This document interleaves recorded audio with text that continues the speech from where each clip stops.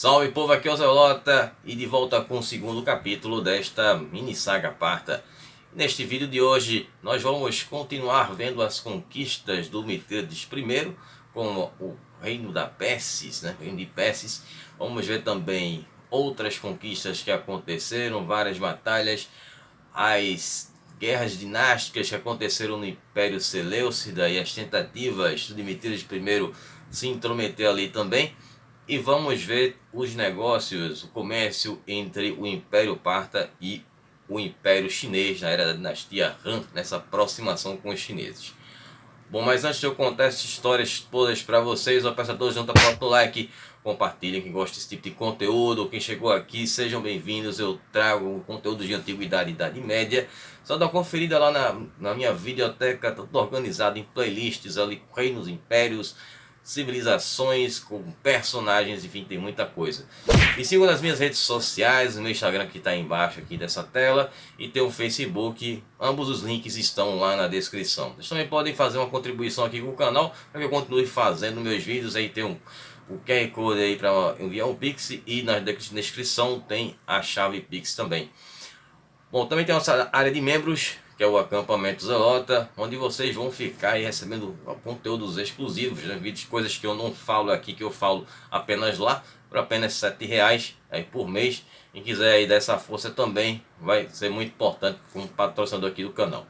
Bom, vídeos agora todas as quintas às 21 horas, sempre com uma metodologia nada ortodoxa, com muitas imagens, muito conteúdo, sem enrolação. Bom, vamos dar início aqui com essa parte da conquista da Pérsia. Bom, essa parte aqui vai ser meio que um repeteco para quem já assistiu, a mini saga Seleucida. Quem não viu, claro que a gente vai trazer uma outra visão. E para quem não viu, vai ser tudo inédito aí para vocês. Bom, vocês lembram lá do... Quem assistiu, claramente, e lembra quem assistiu, né? Quem viu ali a mini saga Seleucida deve recordar ali da captura de Demétrio II. Bom, Demétrio II, ele era um príncipe Seleucida. Ele era o primeiro na linha sucessória lá do Império Seleucida. E ele tinha feito uma campanha para reconquistar a Babilônia, que havia sido conquistada pelo Mithridates I da Pártia. E aconteceu que durante essa campanha ele foi bem sucedido inicialmente, mas depois acabou sendo derrotado e capturado pelos espartas em 138 a.C. Então Demétrio II ele é capturado e vai ser exibido ali pela Armédia, pela Mesopotâmia, como uma forma dos espartas de mostrarem para os gregos que habitavam aquelas regiões que eles é que estavam comandando agora ali. Não tinha mais aquela influência seleucida, quem mandavam agora eram os espartas. Então Mithridates I, o que é que ele fez? Tem um cara que ele é o legítimo herdeiro do trono dos Seleucidas. Então vou usar como trunfo. Então ele, claro, tratou com toda a hospitalidade o Demétrio II e mandou para um dos seus palácios lá na região da Hircânia, e onde os espartas utilizavam como eles não tinham uma capital nessa época, A capital vai ser Sete Fontes, que eu vou falar depois, e da fundação dela inclusive, claro. E esse local onde ficavam os palácios onde os reis espartas viviam, Então a Hircânia é uma antiga satrapia da era do Império Persa, que servia aí como essa base para os espartas. Bom, o Demétrio II ele vai ficar por lá por um tempo. E aí, segundo o historiador romano, o Justino, o Mithridates II ele pretendia usar o Demétrio II como esse trunfo porque ele queria conquistar a Síria, que era o principal território do Império Seleucida. E para quem assistiu essa mini saga Seleucida, deve recordar ali que foi o último território que os Seleucidas conseguiram manter, Virou ali, o império virou um pequeno reino que se limitava só ao território da Síria. Claro que a Síria da antiguidade era muito maior do que a Síria de hoje. Bom, então o rei Seleucida que tinha assumido foi o Antíoco VII Sideta, reinou de 138 a 129 a.C. e ele era irmão do Demétrio II. Bom, e aí o que aconteceu foi que, para fazer suas articulações, o Mithridates I ele vai fazer um casamento da sua filha Rodoguna com o Demétrio II, com parte ali do seu plano de expandir o seu território, do seu reino parta ali dentro do território do Império Seleucida. Bom, aconteceu uma situação também, o Mitridas I ele teve que punir o rei de Elimais, porque estava tendo ali ações muito para o lado, muitos acenos para os Seleucidas. Então ele puniu esse rei de Elamais, que era um reino vassalo. O reino de Elamais foi uma extensão do antigo reino elamita. Então o Mitridas I ele vai fazer essa nova invasão ao reino de Elamais e tomou 2 cidades desse reino. Bom, nesse mesmo período, o Mitridas I ele também conquistou o reino de Pérsis. Durante aquele período dessa decadência do Império Seleucida, onde vamos ter essas independências, como aconteceu com a Pártia e com a Báctria, como mencionei no vídeo anterior, essa região da Pérsis, que de fato era o coração do antigo Império Persa, de lá onde surgiu o Império Aquemênida, o Império Persa Aquemênida, continuou usando, né, esse nome de persas. Então eles são os persas verdadeiros, os persas genuínos, que é onde hoje é o sudoeste do Irã. Então, inclusive lá no Irã se fala persa, né? E tem uma semelhança com o antigo persa, né? Bom, então nesse mesmo período nós vamos ter essa dependência do reino persa, como tivemos dos partas e dos báctrios. E aí os partas acabam conquistando esse reino persa. E aí ele acaba se tornando ali um reino vassalo, não exatamente um reino vassalo, ele vai se tornar uma satrápia. E o Mitridas ele coloca no governo o Autofradates II, que era um frataraca da Pérsis. Bom, quem viu lá a mini saga Seleucida, eu expliquei o que era um frataraca. Frataraca era um governador ou um subsátrapa lá da era dos persas. Então esse título ainda foi mantido pelos partas. E aí vai dar uma certa autonomia para o Autofradates II para manter ali uma relação saudável com os persas. E aí a Pártia estava em conflito, né, com os sacas, os seleucidas e os micênios, e não queria ter um problema de rebeliões acontecendo lá no reino de Pérsis. Bom, e o Mitridas I ele vai ser o primeiro monarca a ter influência sobre os persas, né, durante esse governo do Autofradates II. As moedas foram cunhadas aí com a esfinge do Mitridas I, que vai nos deixar aqui em 132 a.C., sendo sucedido pelo seu filho Frates II, que não foi tão importante assim como foi o seu pai, né? Foi uma pena. Mitridas I foi um personagem muito importante aí nessa história do Império Persa, Império Parta, aliás. Bom, eu vou contar agora uma história. Vai parecer que eu estou fugindo do assunto, mas na verdade tem tudo a ver com os interesses dos partas, como teve também dos Ptolomeus lá no Egito, né, que vai ser responsável pelo declínio do Império Seleucida. Bom, como eu falei no vídeo anterior, nós tivemos o início do declínio do Império Seleucida com a derrota do Antíoco III, né, que foi responsável tanto pelo renascimento do Império Seleucida como também a própria decadência, foi de herói a vilão, né, quando ele perde na Batalha de Magnésia, 190 a.C. para os romanos. Mas a coisa ficou séria foi com as guerras dinásticas, vão ter disputas pelo trono. Então mencionei já anteriormente ainda nesse vídeo que o Antíoco VII ele assumiu o trono e ficou no lugar do irmão dele, o Demétrio II. Só que outras pessoas sentaram no trono antes do Antíoco II. Bom, eu vou contar a história aqui, que foi o seguinte. O Demétrio, inclusive, o Antíoco também, ele acaba se casando, né, com a sua cunhada, que era a Cleópatra Teia. Cleópatra Teia, ela tinha se casado com o Demétrio II antes dele ter sido capturado pelos partas. Então esse casamento do Demétrio II com a filha do Mitridas I já teria sido um segundo casamento dele. Ter sido um casamento forçado, um casamento político, bom, mas enfim. E quem era Cleópatra Teia? Ela é até considerada ali como a primeira ou a segunda Cleópatra. Ela era filha do rei Ptolomeu VII Filómeto.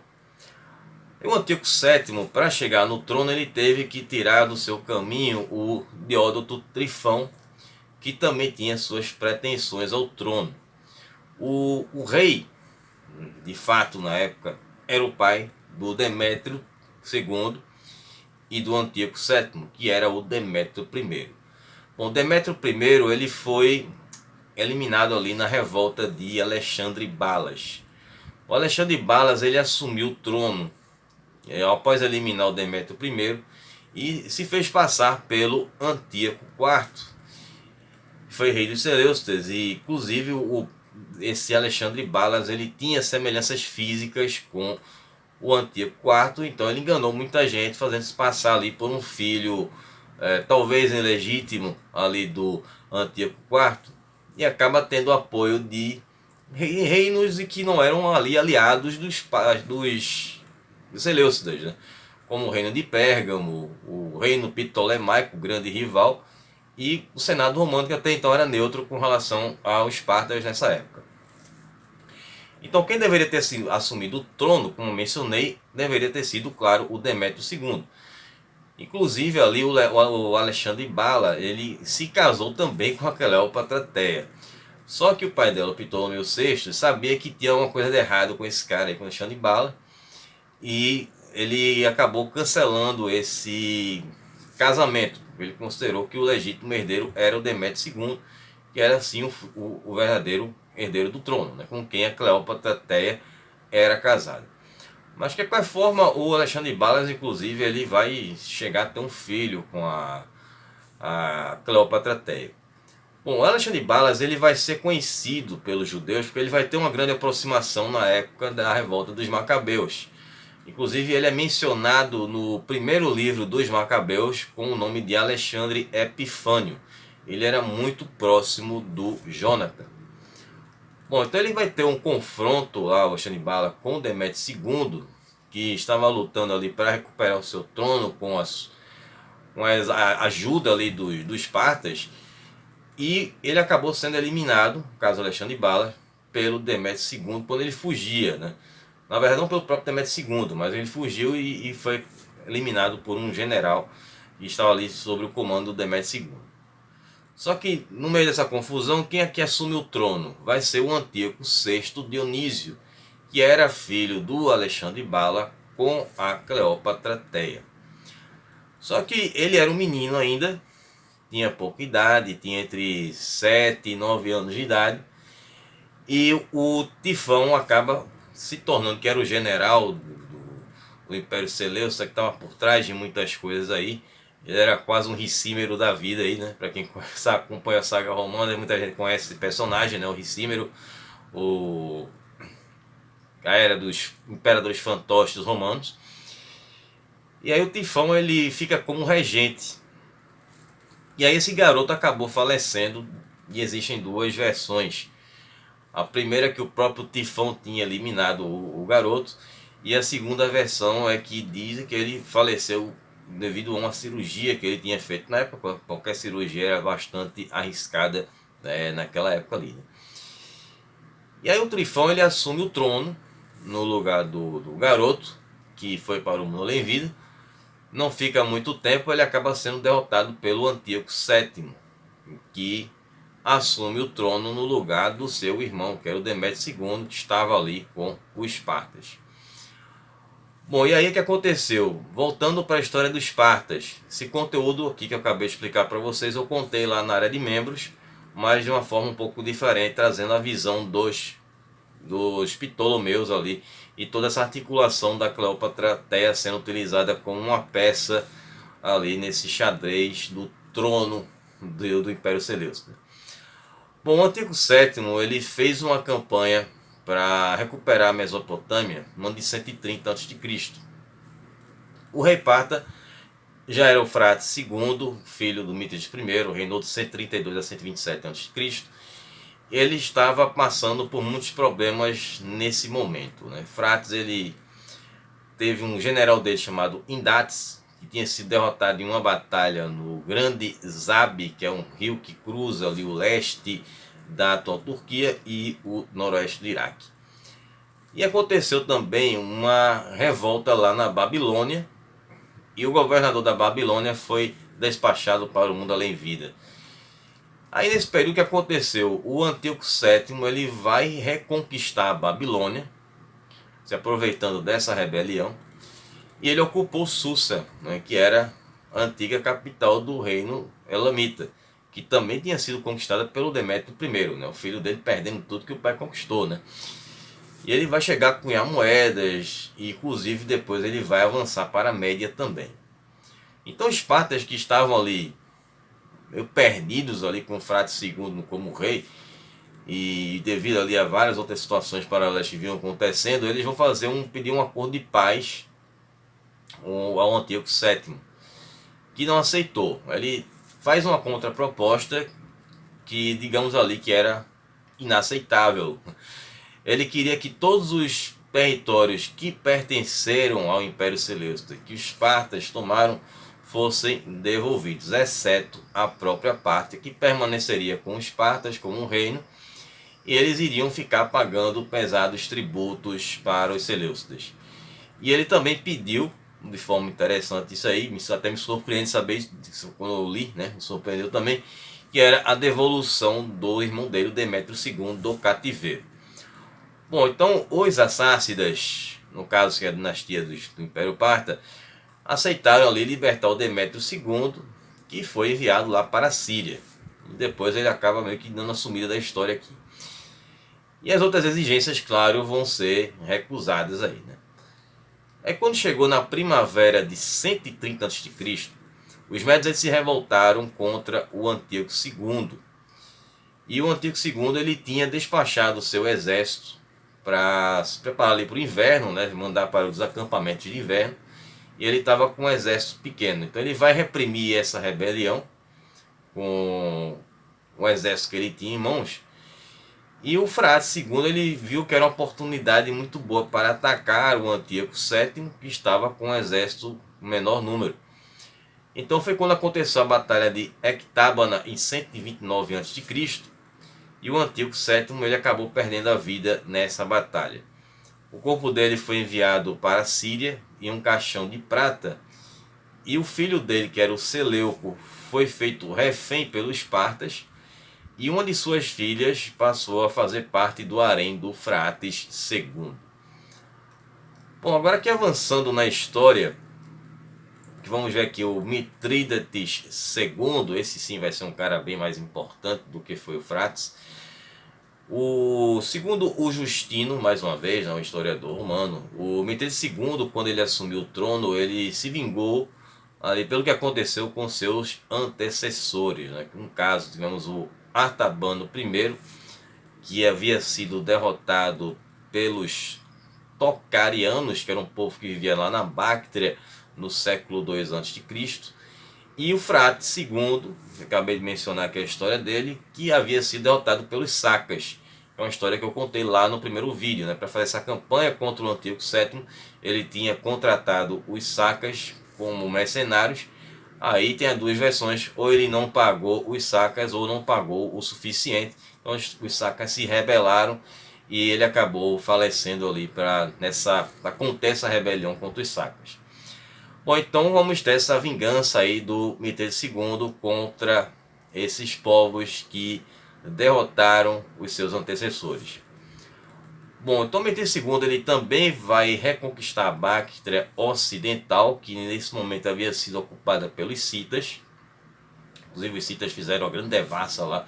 Vamos ter inclusive uma visita chinesa, que eu vou falar nesse vídeo ainda aqui, de um diplomata chinês que vai ficar espantado com o que ele viu na Báctria, porque ele já tinha visitado a Báctria quando tínhamos o reino grego Báctrio.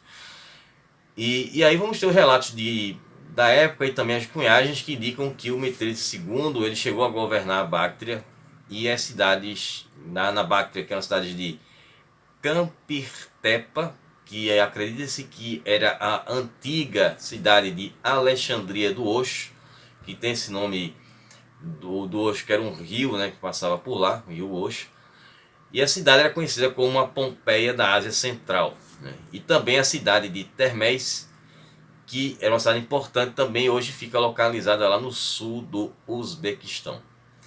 Então significa que ele reconquistou as terras que tinham sido conquistadas anteriormente pelo seu homônimo, né, o Mitrídates I. E ele também consegue o controle do rio Amudária, que dava acesso a ele a outras cidades importantes, como a cidade de Amol, e na região lá do Irã, né, que dava controle a ele da região de Transoxiana, que era uma região onde tinham muitos povos nômades que viviam perambulando por ali e aprontando as suas. E principalmente a região de Sogdia, onde viviam os sogdianos, onde viveram os sogdianos. E ele vai ter esse controle desse território, e esse território vai ser dominado pelos espartanos até o reinado do Gortazes II, e já foi no século I depois de Cristo, né? Bem depois. Só que essas invasões nômades, elas acabam de qualquer forma acontecendo, eram muitos povos, e um desses povos, claro, vão ser os Sacas, né? Esse povo foi um povo muito poderoso, mesmo sendo nômades, mas eles davam muito trabalho. Então eles invadiram ali a província de Drangiana, que tinha esse nome da época quando foi uma satrápia lá do Império Aquemênida. E foi lá onde os Sacas se estabeleceram, e o nome foi alterado para Sacastã, que significa terra dos Sacas. E aí eles migraram por lá após aquelas campanhas da época do Artabano I e do próprio Mitrídates II, quando estava combatendo ali os povos que haviam derrotado seus antecessores, como os próprios Sacas. Bom, então em algum momento entre 124 e 115 a.C., o Mitrídates ele mandou um general lá da família Surena para recuperar essa região chamada de Sacastã. Bom, essa família aí, Surena, é a mesma daquele famoso general Surena que derrotou o Crasso, né, na Batalha de Carras, onde aconteceu o famoso erro Crasso, né? Mas isso aí vai ficar para outros vídeos mais na frente aí. Não sei qual será, o próximo não, acho que não. Bom, então essa parte de Sacastã, depois ela vai ser reintegrada ao Império Parta, e o Mitrídates ele vai recompensar o general da família Surena com essa região como se fosse um feudo. E o Império Parta, durante o reinado do Mitrídates II, se expandiu até a região da Aracócia, que era uma antiga região ali da época também dos Aquemênidas. Agora sim, as relações comerciais com a dinastia Han. Bom, como eu havia mencionado aqui, dei um pequeno spoiler antecipando, tinha um diplomata chinês chamado Zhang Qian.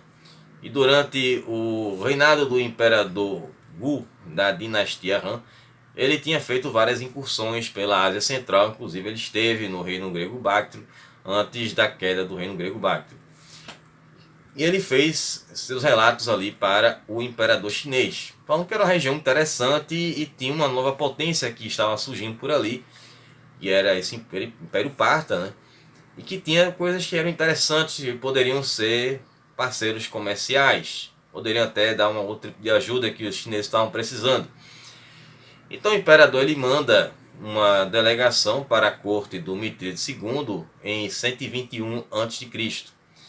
Então essa embaixada vai abrir oficialmente relações comerciais com os espartas, e aí os espartas vão passar a utilizar a Rota da Seda. E eles também queriam uma outra coisa dos espartas, né, que seria um apoio militar contra os Xiongnu. Quem recorda aí do vídeo 1 dessa série, eu falei sobre os Xiongnu que expulsaram os Iezo e causaram ali um verdadeiro efeito dominó que levou os Sacas até as fronteiras do Império Parta. Então eles montaram ali seu próprio império, inclusive já deixei o card aí no vídeo anterior, vou deixar de novo aqui para quem não assistiu o vídeo sobre o Xiongnu, que é um vídeo muito importante, interessante para quem quiser saber mais sobre a história desse povo que viveu nessa região da Mongólia e fundou o seu império. E se não me falha a memória, foi por conta deles que a muralha da China foi construída.